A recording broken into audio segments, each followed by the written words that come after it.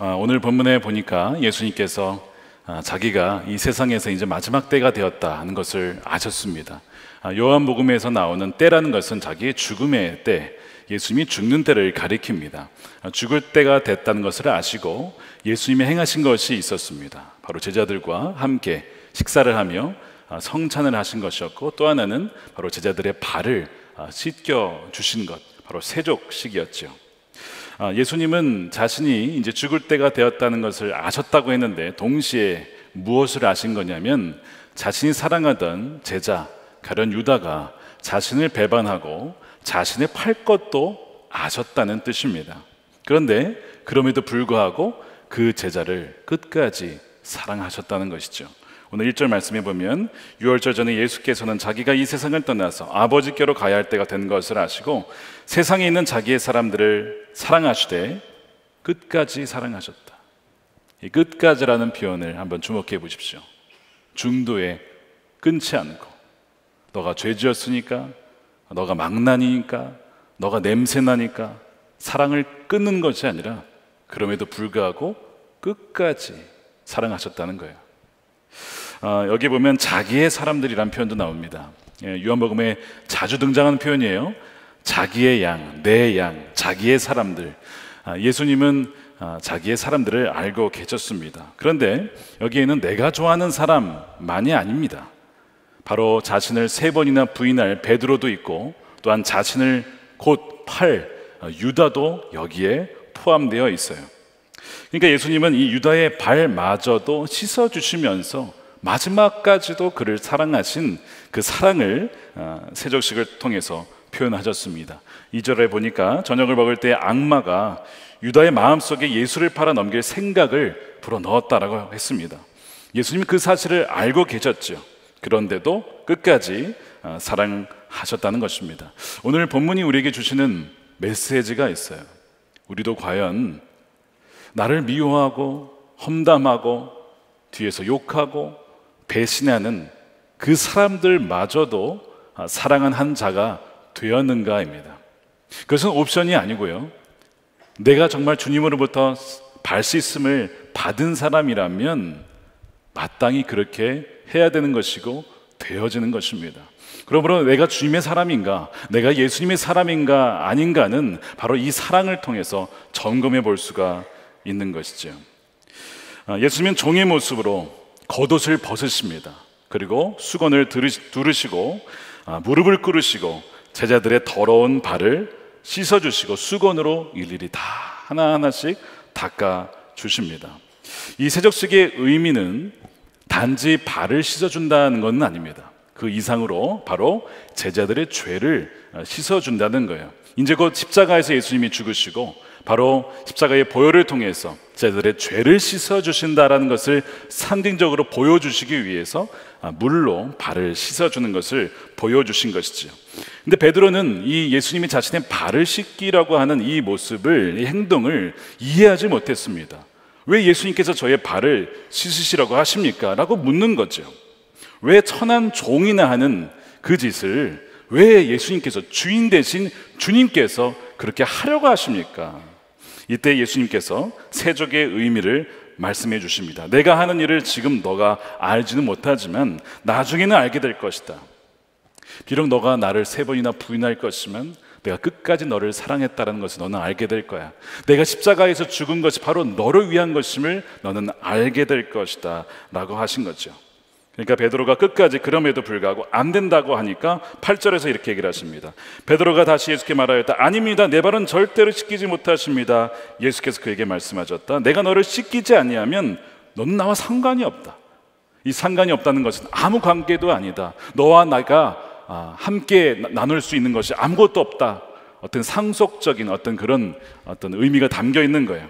내가 너의 발을 씻기지 못한다면 너와 나는 하나님 나라의 그 유업을 받는 자가 아니다. 너는 그것을 받을 수 없는 자다. 그래도 좋겠느냐? 베드로가 깜짝 놀랐어. 아닙니다, 주님. 그러면 발만이 아니라 제 머리도 씻어주십시오. 옷을 막 벗으려고 하니까 아니다. 목욕을 한 것이야. 너는 목욕을 이미 했고 발만 씻으면 되는 것이다. 그러니까 이 세족의 의미는 단지 씻는 것이 아니라 죄를 씻어주신다. 바로 십자가의 죄 씻음의 의미가 담겨 있는 것이죠. 근데 한 단계 더 나아갑니다. 나와 주님과의 관계만이 아니라 그것이 분명하다면 반드시 나타날 것이 나도 다른 사람의 그 발을 씻어주는 자가 되어야 한다는 것이죠. 13장 14절에서 15절 말씀을 우리 함께 읽어보겠습니다. 시작.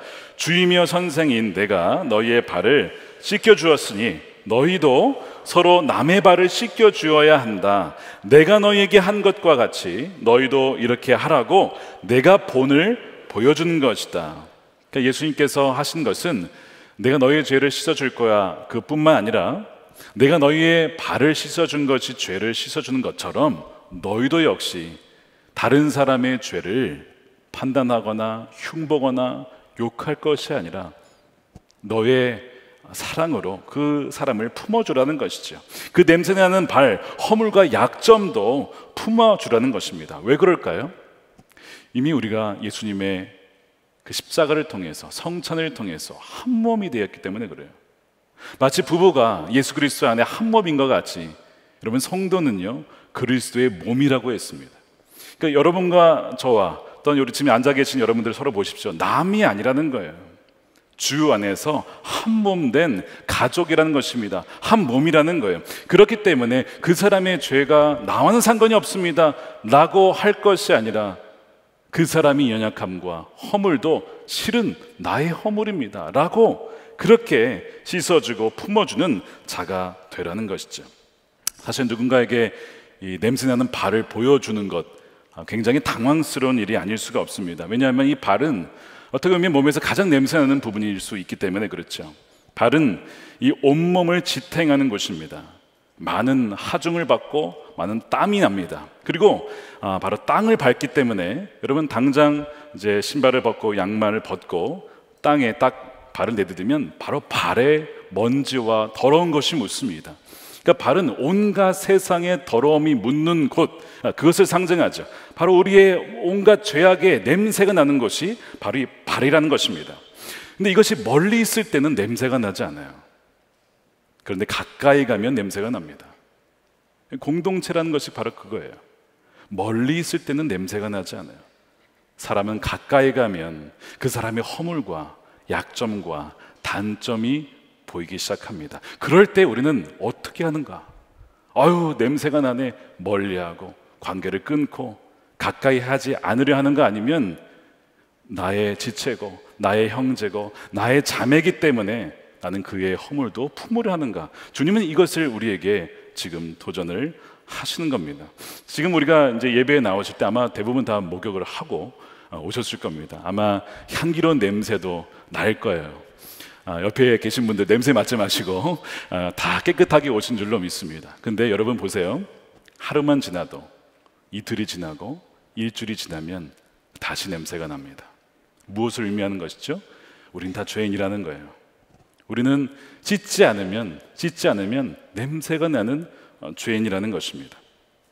그래서 우리가 얼마나 이 씻는 것에 의존하고 있는지 우리 자신도 잘 모를 정도로 우리가 날마다 씻으니까 내가 스스로 깨끗한 줄 압니다. 그렇지 않아요. 우리는 씻김을 받지 않으면 정말 어디서 이런 냄새가 나지 싶을 정도로 그런 존재가 바로 우리들입니다.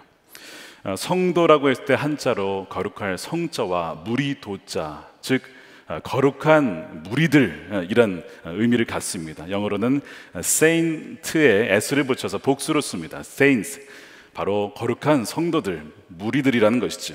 그런데 성도라고 해서 물론 예수님의 죄 씻음으로 의인이 되었지만 동시에 죄인인 거예요. 의인이지만 죄인인 것이 바로 성도입니다. 날마다 우리가 죄를 회개합니다. 그래서 죄를 이기고 또한 극복하지만 여전히 죄성으로 인해서 돌아갈 수밖에 없는 연약한 자가 바로 성도이곤 한다는 것이죠. 고린도전서 13장 4절 5절에 보면 사랑이 아닌 것들이 나와요. 뭐냐면 시기하고 뽐내고 교만하고 무례하고 성내고 원한을 품는 것. 한번 잘 들어보세요. 다 관계적인 겁니다.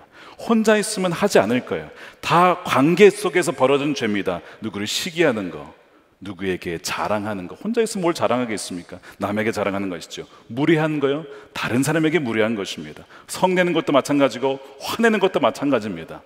멀리 있으면 모르지만 가까이 가면 냄새 나는 것들이 바로 이 사랑이 아닌 것들로 묘사된 이 부분입니다. 헨리 나우엔이라는 분이 공동체를 이렇게 정의를 했습니다. 공동체란 가장 함께 살고 싶지 않은 사람이 항상 살고 있는 것이다. 그 공동체는 이런 사람만 없었으면 좋겠는데 그 사람이 있는 곳이 공동체라는 거예요. 혹시 이 말에 공감이 되면 지금 관계에 많은 어려움이 있는 분일 가능성이 높습니다. 그 사람의 냄새를 맡고 있는 거예요. 왜 이렇게 냄새가 나? 어떻게 이런 자리에 올 수가 있어? 그런 생각을 하시는지도 모르겠어요. 그런데 내가 누군가의 냄새를 맡는다, 누군가의 허물이 보인다 라고 하는 것은 반대로 나의 냄새도 난다는 겁니다. 누군가가 나의 더러운 냄새와 나의 보기 좋지 않은 모습도 보고 있다는 거예요. 목회를 할 때 가장 난감한 순간들이 여러 차례가 있지만 그 중에 하나가 있다면 성도님들끼리 다툴 때입니다. 한 번은 그런 때가 있었어요. 목사님, 저 이제 성가대 안 할래요. 왜 그렇습니까? 그 누구 때문에 성가대 못 하겠어요. 이러는 거예요. 그러면 그분한테 가면은 또 그분은 그러는 거예요. 저 이제 교회 안 나올래요. 그럼 또 그분 때문에 안 나오는 거예요. 서로 싸울 때가 참 난감합니다. 특히 이민교회에서는 그런 다툼들이 종종 있어요. 근데 대단한 일은 아닌데 자주 있는 일입니다. 목회자로서 참 어렵죠. 왜냐하면 이분도 사랑하는 성도고, 이분도 사랑하는 성도고, 이분도 주님의 양이고, 이분도 주님의 양인데 서로 다투니 누구의 편을 들어주겠습니까? 우리 편이 어디 있어요? 다 우리 가족인 거죠. 나중에 그것이 언제 어떻게 해결이 되냐면 우리가 적이 아니라 우리가 가족이지, 우리가 주님 안에 한 가족이지, 그것을 깨달으면 이제는 더 이상 싸우질 않아요. 그런데 우리는 너무나 종종 그 사람과 내가 전혀 다른 사람이다, 그래서 그 사람의 냄새 나는 것, 허물을 지적하고 욕하고 미워하는 것입니다. 그래서 공동체란 서로의 약하고 부족한 모습이 드러나는 곳이에요. 그 사람이 약함도 냄새도 나지만 나의 약함도 나의 냄새도 나는 것이 바로 공동체입니다. 그 사람도 사랑이 없거나 부족하지만 나도 마찬가지입니다. 그래서 내가 어떠한 특정한 공동체와 교회에 속하지 않았다라면 결코 드러나지 않았을 나 자신도 모르는 어떤 숨겨진 나의 본성이 함께 있을 때, 가까이 있을 때 나타납니다. 그래서 그런 얘기를 해요. 우리가 그리스도를 닮는 것은 결코 혼자서는 안 된다는 거예요. 왜 그런지 아세요? 혼자 있으면 우린 참 괜찮은 사람처럼 보입니다. 근데 같이 있으면 우리가 얼마나 사랑이 없고, 얼마나 인내가 없고, 얼마나 판단하는지 공동체에 있을 때 나의 참모습을 보기 때문에 그래요. 그래서 공동체 없이는 주님을 닮아갈 수는 없다라는 것이죠. 헨리 나우엔이 공동체에 대한 정의를 한 단계 더 발전시켜요. 공동체란 서로의 약하고 부족한 모습이 드러나는 것, 그러니까 원치 않는데 드러나는 것이죠. 드러나는 것이 뿐만 아니라 기꺼이 드러내는 것이다. 기꺼이 나의 냄새나는 발을 드러내고, 그 사람도 드러내고, 그리고 서로 씻어주는 것이 교회라는 것입니다. 여러분 이해하시겠습니까?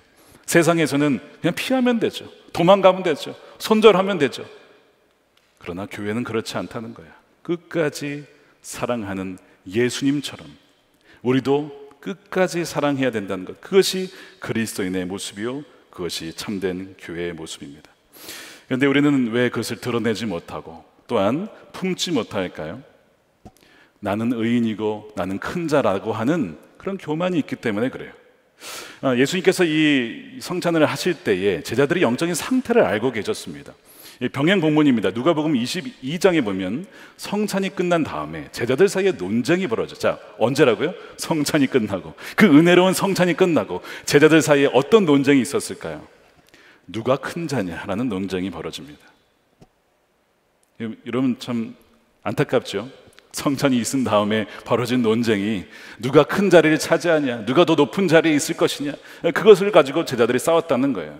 그때 예수님께서 제자들을 보시면서 하신 말씀이 누가복음 22장 26절입니다. 너희 가운데 가장 큰 사람은 가장 어린 사람과 같이 되어야 하고 또 다스리는 사람은 섬기는 사람과 같이 되어야 한다. 누가 더 높으냐? 밥상에 앉은 사람이냐? 시중 드는 사람이냐? 밥상에 앉은 사람이 아니냐? 이것이 세상의 원리죠. 그러나 나는 섬기는 사람으로 너희 가운데 있다. 근데 이제 누가복음에는 세족식이 나와 있지 않아요. 근데 요한복음에는 요한은 그것을 기록했습니다. 예수님이 하신 것은 봐라, 진정한 사랑이란 낮은 자의 위치에서 섬기는 자다라는 것을 보여주시는 거예요. 예수님은 하늘의 보좌를 버리시고 하나님과 동등됨을 당연하게 여기지 아니하시고 내려오셨어요. 왕궁으로 태어난 것도 아닙니다. 말구유에 태어나셨습니다. 하향성이죠. 그런데 왜 그리스도인들은, 교회는 높아지려 합니까? 혹시 그런 모습이 우리 안에 있지 않아요? 자꾸 높아지려고, 제자들처럼 누가 큰 자냐, 누가 어떻게 거기 올라갈 수 있느냐, 누가 그 성공의 사다리에 먼저 올라갈 수 있을까 아등바등하며 세상과 똑같이 살아간다면 그것이말로 정말 주님의 마음을 아프게 하는 것이겠죠. 그래서 주님께서는 겉옷을 벗으신 거예요. 왕의 모습을 다 버리시고 종의 모습으로 허리에 수건을 두르고 제자들의 발을 씻기시는 것입니다. 그래서 너희는 위로 향할 것이 아니라 낮은 곳으로 내려가야 한다. 그 사람의 허물까지도, 냄새까지도, 그 발냄새까지도 품을 수 있는 곳까지 내려가야 한다. 이것이 너희를 향한 나의 사랑이다. 주님은 그렇게 말씀하시는 거죠. 그런데 문제는 제자들은 계속 자신이 종이라고 여기지 않고 높은 자로 여겼다는 것이죠. 그런 마음으로는 절대로 다른 사람들을 섬길 수가 없다는 것입니다. 예수님을 믿어서 복받고 성공하고 부자가 되고 권력을 얻기를 원하는 것, 주님이 원하시는 것이 아니었다는 거예요. 예수님은 하늘에서 땅으로 내려오셨다는 것이죠. 그런데요, 주님은 그렇게 올라가려고 하는 제자들마저도 끝까지 사랑하신 거예요. 그런 너희들도 결국에는 나의 사랑 때문에 변화가 될 거야 라는 것을 주님은 아셨으니까 끝까지 사랑을 하시는 겁니다. 여러분, 우리가 복음을 듣고 예수님을 따르는 것은요, 우리가 잘나서가 결코 아닙니다. 주님이 우리를 사랑하신 것은 우리가 사랑받을 만해서가 아닙니다.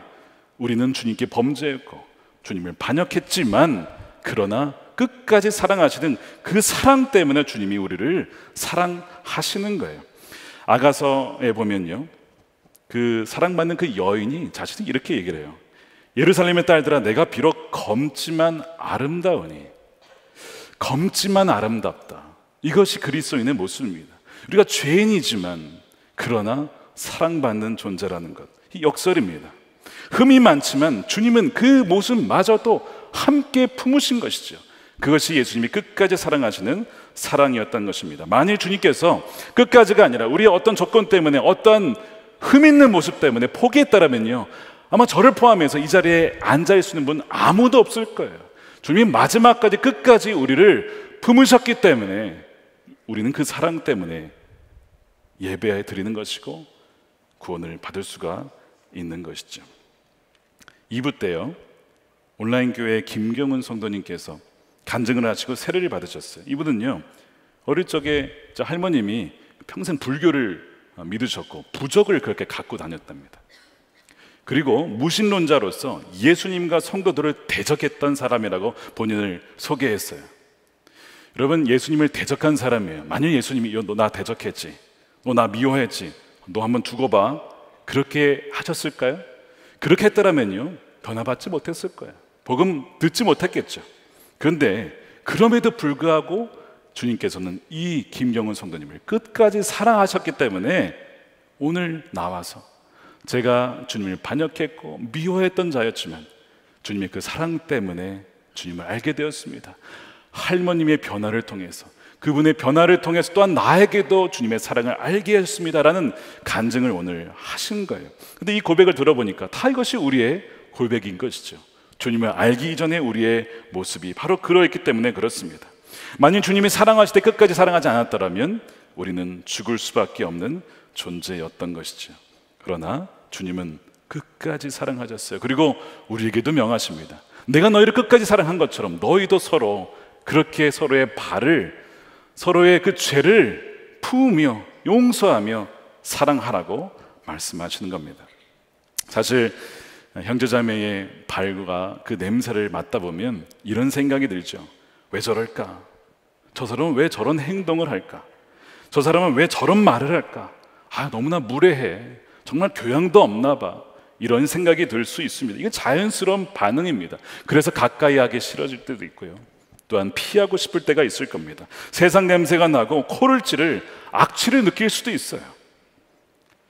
그러니까 우리가 우리의 힘으로 씻는 것은 불가능한 일입니다. 그러나 주님으로부터 우리가 씻김을 받았잖아요. 주님이 제자들의 발을 씻으실 때 얼마나 냄새가 나셨을까? 나의 발을 씻으실 때 얼마나 코를 찌르는 그 악취를 맡으셨을까? 그러나 주님은 기꺼이 우리를 사랑하셔서 씻어주셨잖아요. 그것을 안다면 우리는 씻지 않을 수가 없는 것이죠. 갈라디아서 6장 2절에 보면 서로의 짐을 짊어지라고 했습니다. 우리 함께 읽어보겠습니다. 시작. 여러분은 서로 남의 짐을 져 주십시오. 그렇게 하면 여러분이 그리스도의 법을 성취하실 것입니다. 이것이 서로의 발을 씻겨주려의 다른 표현입니다. 그런데 여기 보면요, 그리스도인들에게 주어진 짐이 있다고 했습니다. 이 짐이 무엇인지를 본 회퍼라는 분이 성도의 공동생활에서 그 짐을 이렇게 묘사를 했습니다. 한번 잘 들어보세요. 그리스도인들에게 짐은 바로 우리의 인내를 한계에 이르게 하는 어떤 사람의 독특하고 기괴한 성격과 그의 약점들입니다. 그것은 그 사람과 나 사이에서 온갖 불화와 대립과 충돌을 일으키는 그 모든 것을 다 포함합니다. 여러분들 생각하기에 저 사람은 정말 싫다, 가까이 하기 싫다, 그 사람의 독특한 성격과 그 사람의 어떤 성품과 습성이 정말 너무 가까이 하기 싫어 라고 생각하는 분이 계세요. 그런데 그럼에도 불구하고 내가 그를 사랑해야지, 주님이 그를 사랑하셨으니까 관계를 끊는 것이 아니라 그를 더 품어야지, 내가 짐을 져야지 라는 분이 계세요. 그분이야말로 예수님에 의해서 발 씻음을 받은 분이에요. 사실 여러분, 그리스도인들에게만 짐이 있습니다. 이방인에게는 짐이 없어요. 예수님이 믿지 않는 이방인에게는 짐이 없습니다. 왜 그런지 아세요? 이방인들은요, 짐지지 않아요. 그냥 관계를 끊어버립니다. 그냥 멀리하면 돼요. 그냥 가까이 하지 않으면 됩니다. 그냥 짐을 질 필요가 없는 거예요. 그런데 그리스도인들은 짐을 지는 거예요. 주님의 의리에 죄의 짐을 지시고 죽으신 것처럼 우리도 그리스도의 그 사랑을 받은 자로서 그 형제자매의 짐을 지는 자가 진정한 그리스도인이죠. 그래서 우리는 물어야 됩니다. 내가 짐을 지고 있는 자는 누구냐는 거예요. 힘들 수 있습니다. 괴로울 수 있습니다.